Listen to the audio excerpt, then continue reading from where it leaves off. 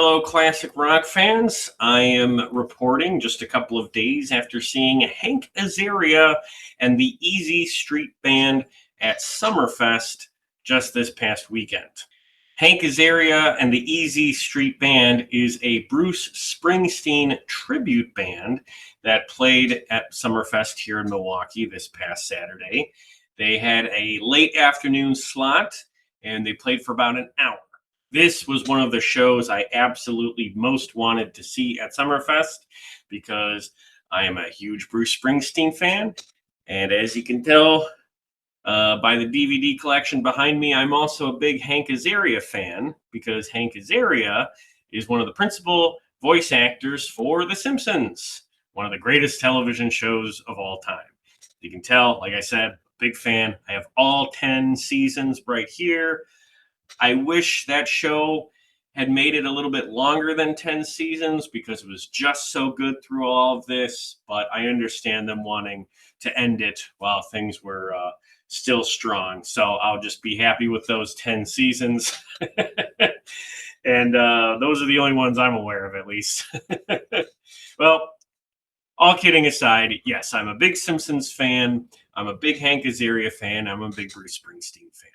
So I absolutely wanted to see what Hank and his band could do on stage with the Springsteen catalog.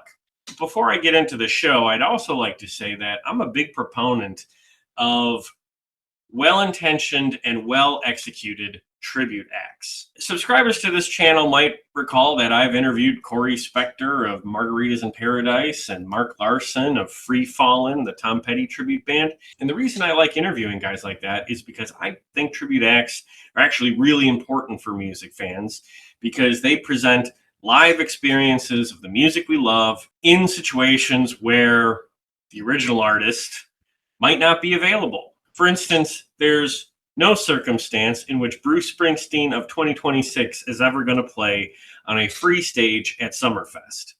So if I want to hear that music live on a free stage at Summerfest, Hank and his band are probably about as close as I'm going to get. That's fine with me. I am not likely to turn down an opportunity to hear Bruce Springsteen music live on stage. I've actually seen a Bruce tribute band in the past before.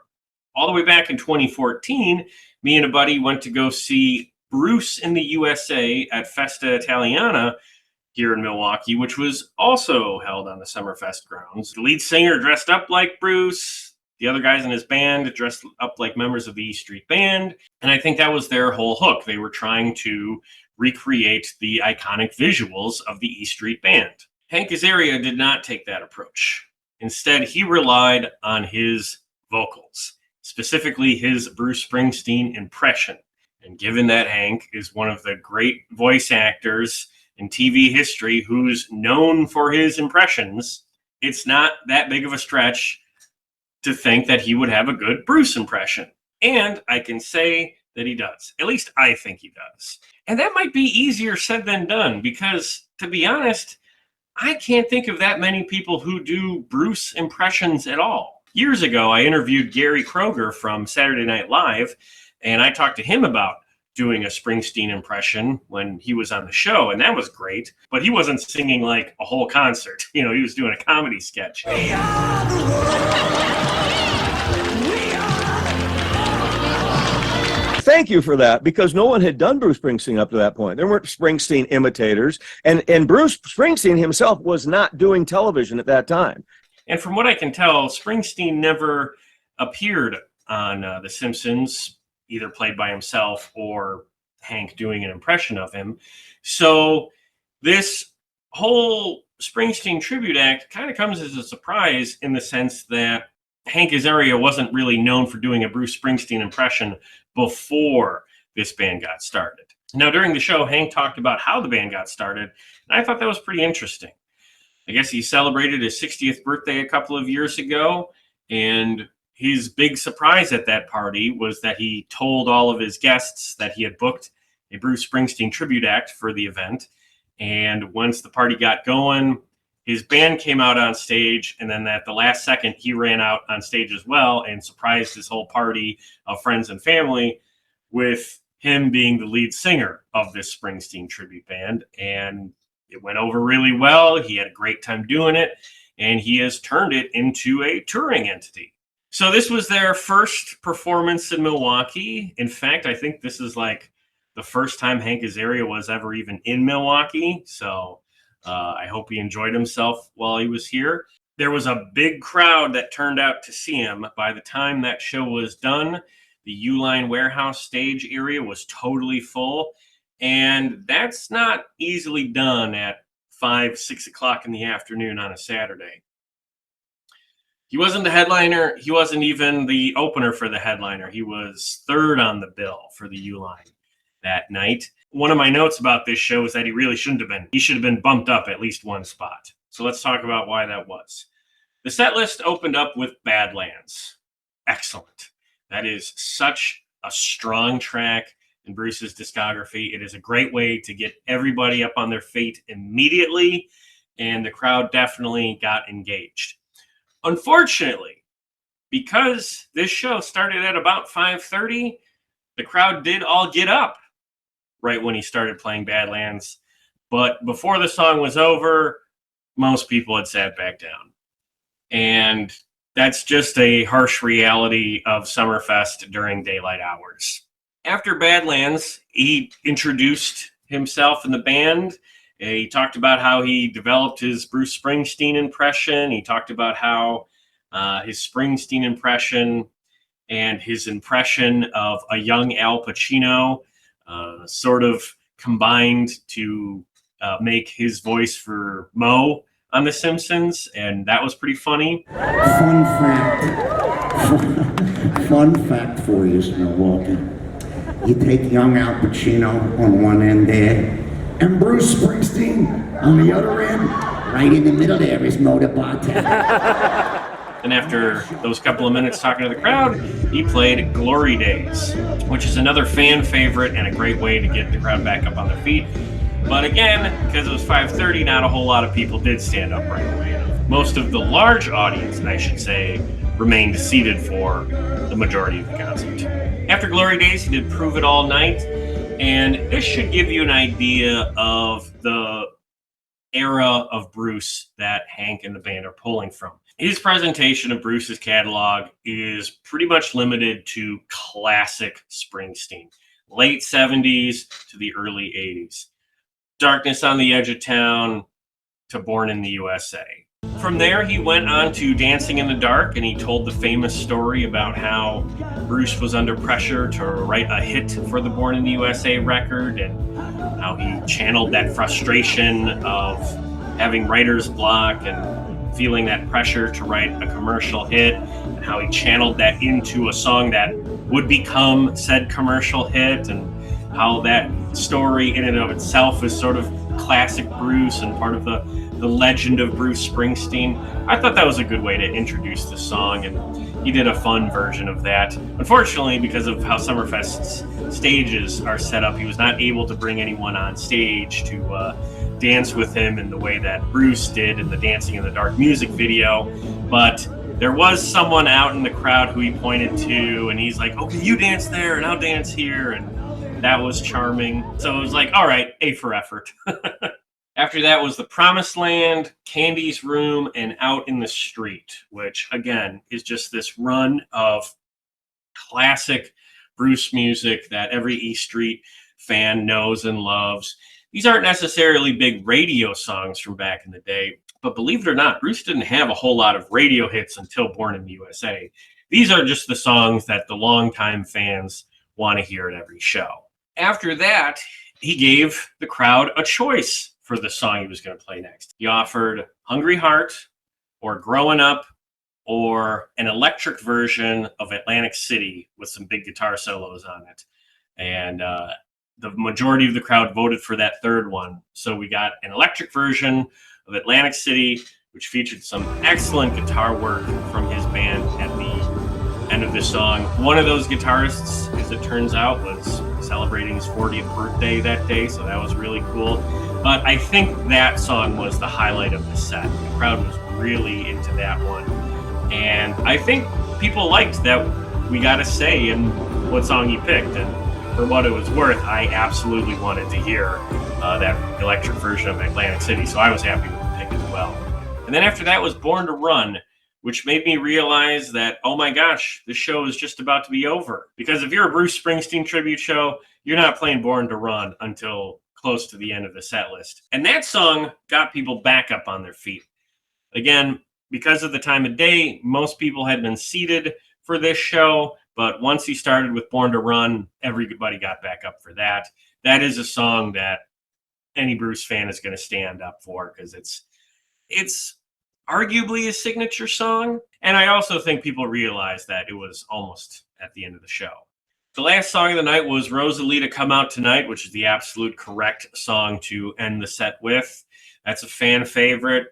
Again, not a big radio hit, but a song that everybody who's a Bruce Springsteen fan absolutely knows. I went to this show with a couple of friends and my brother. And my brother is really not the biggest Springsteen fan. But after the show, he told me that he didn't know the last song, Rosalita, but he liked it a lot and thought that was a great song to end the night on. Now, my only criticism or note for Hank and the band isn't even for them. It's really for Summerfest. My criticism here is that it was just not enough. Like, the audience wanted more. There was a huge crowd, and I can tell you everybody there was interested in hearing more songs from Hank and the band, because they had done such a great job. And also, that catalog is undeniable. And even though Summerfest was good enough to give them a full hour to play these songs, I left my seat thinking, man, it would have been nice if they just got a little bit more. One of my buddies who came with us said to me as we were walking out that they deserved a later start time so they would get the benefit of the nighttime and also a drunker, rowdier crowd. And I couldn't agree more. I think the realistic best case scenario for a show like this at Summerfest would have been to move these guys to 7:30 p.m. and give them an hour and 20. Basically, keep this set list exactly the same, except give Hank a little more time so he can play Hungry Heart, 10th Avenue Freeze Out, and one of Springsteen's like epic tracks like Backstreets or Jungle Land. But unfortunately, the show was held back just a little bit by the broad daylight and middling crowd energy. But he did bring him out. A lot of people came over to see what he was doing, and I would bet just about everybody left the stage thinking that it was fantastic. Now, for the Simpsons fans in the audience, he definitely acknowledged that obviously that's where we primarily know him from. When he came out on stage, he talked in the voices of Moe the bartender, Chief Wiggum, and Duffman, all of which was very funny. He didn't do the voice for Apu. I'm not sure why that was. But a little later in the night, I think it was when he was doing Out in the Street, he sang part of the chorus near the end of the song in those character voices as well. And that was pretty funny. And thankfully, that's where he left it. One thing I was a little nervous about was the thought that he might come out and overdo it with voices from The Simpsons. I like Hank Azaria because of his work on The Simpsons, but I wasn't at the concert to see him do those voices in like a comedy presentation. I wanted to see him do a Bruce Springsteen show, and that's what he did. So thankfully, he did not overdo it with The Simpsons stuff.